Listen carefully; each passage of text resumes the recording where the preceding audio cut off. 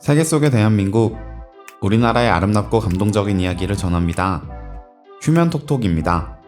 최근에 닫혀있던 하늘길이 열려서 많은 분이 다시 해외로 여행을 다니고 계십니다. 한국 사람들이라면 가장 가까운 나라 중 하나인 일본에 자주 여행하실 텐데요. 여행 중에 일어난 사고로 인해서 모두가 위협에 처했지만 한국인들의 솔선수범으로 인해 인명피해 없이 모두가 구조된 사건이 뉴스로 소개되었습니다. 그 사고를 경험했던 한 여성이 자신의 후기를 SNS에 올려 뜨거운 반응이 있었습니다. 어떤 사연인지 함께 알아보겠습니다. 한 일본인 여성의 사연입니다.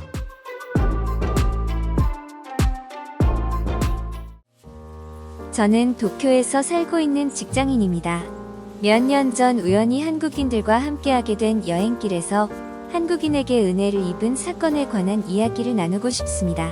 그 당시 이직을 준비 중이던 저는 새로운 직장을 시작하기 전에 여행을 계획했습니다. 홋카이도에서 경치를 보는 것이 오랜 소원이었기 때문에 여행길을 올랐습니다. 처음 BH호에 도착했습니다. 그곳에서 볼 수 있던 아름다운 자연경관은 지금도 잊을 수가 없습니다. 아름다운 자연경관을 누리고 저녁에 숙소로 돌아와 온천욕을 즐기고 있었습니다. 얼마 지나지 않아서 한 무리의 여행객들이 온천으로 들어왔습니다. 한국인으로 보였습니다.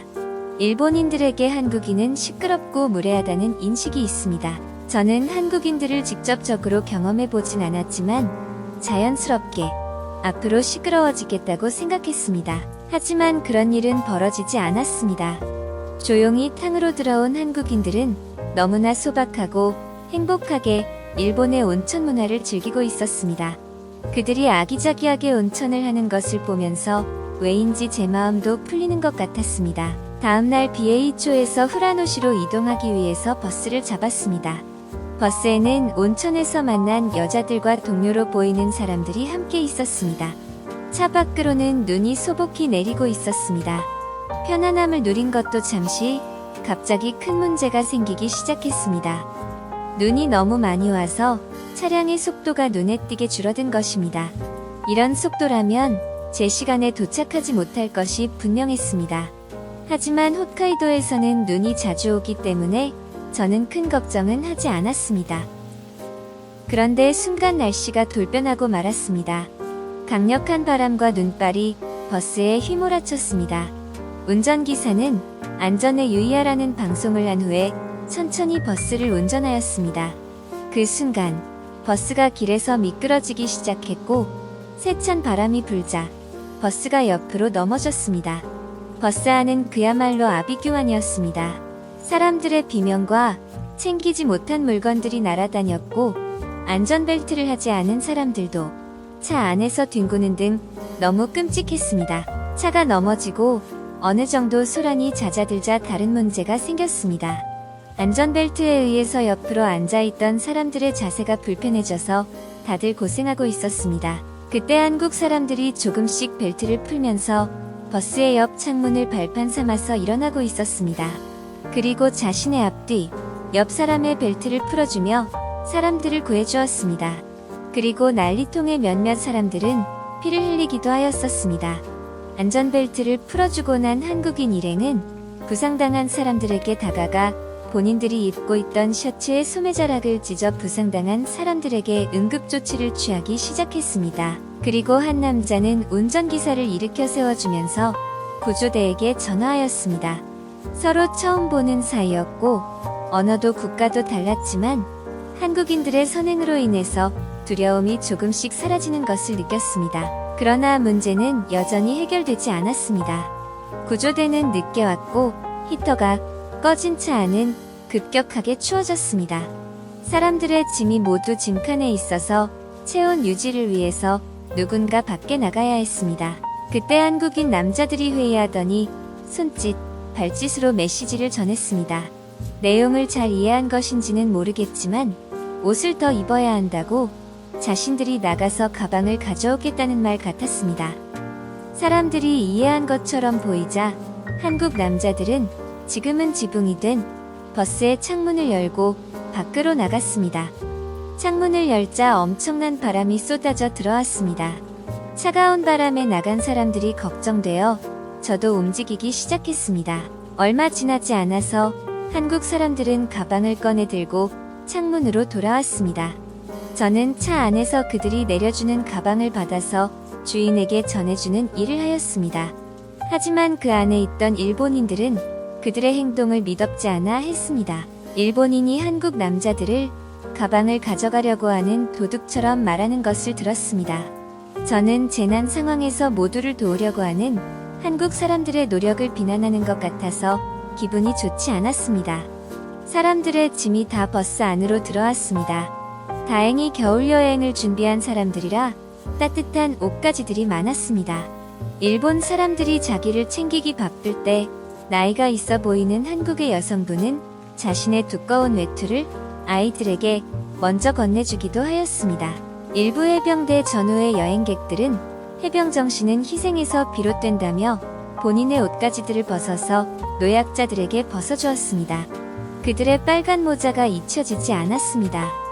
온천에서 보았던 한국인 여성들은 가방에서 초콜릿과 간식들을 꺼내서 모두에게 조금씩 나눠주었습니다. 그들의 일본어는 유창하진 않았지만 의미는 알아들을 수 있었습니다. 그들의 선행은 옆으로 누인 버스 속을 따뜻하게 하기에 충분했습니다. 그렇게 버스에서 기다리기를 몇 시간, 구조대가 와서 우리는 모두 구출되었습니다. 기적적으로 약 40여 명에 가까웠던 우리 중 누구도 크게 다치는 사람이 없었고 구조대가 오는 동안 추위에 의해 동상에 걸린 사람도 없었습니다. 우리는 구조된 직후 뿔뿔이 흩어졌습니다. 주변 4개의 병원으로 흩어진 후 간단한 검사를 받았습니다.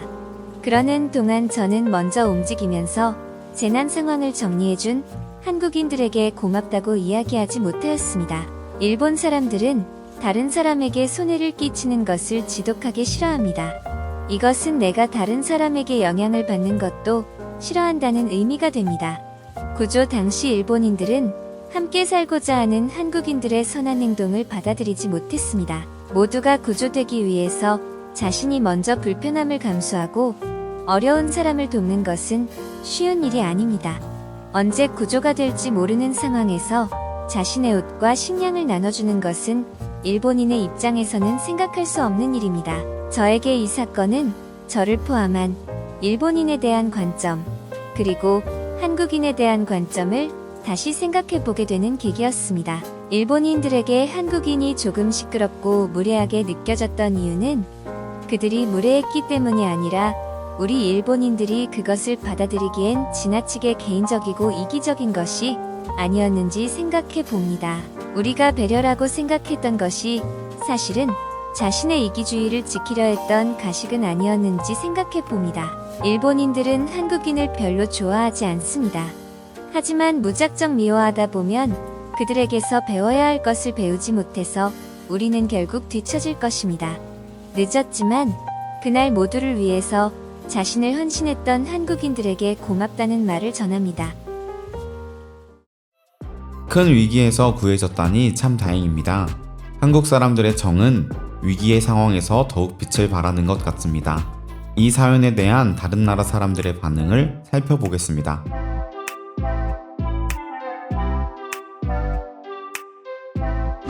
위기의 상황에서 먼저 나선 한국 남자들은 분명히 군대에 다녀왔을 것이다.